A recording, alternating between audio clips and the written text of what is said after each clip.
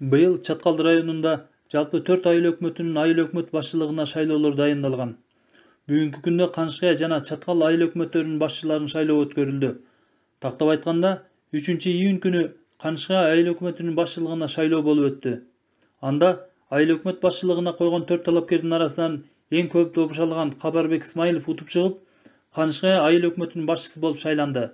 Ага Канышкая айылдык кеңешинин жалпы 21 депутатынын 11-и макул деп добушун берди.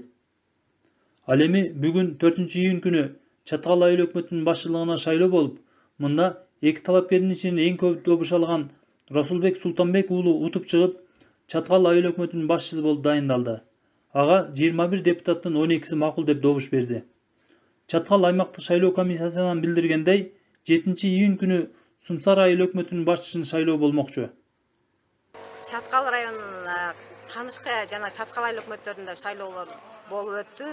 Кечээ 3-июнь күнү Канышкай айыл өкмөтүндө шайлоо өткөрүлдү. Ал жерде эч кандай мыйзам бузуулар болгон жок. Бүгүн 4-июнь күнү Чаткал айыл өкмөтүнүн башчысын шайлоо өткөрүлдү. Бул жерде деле тынч, эч кандай мыйзам бузуулар болгон жок.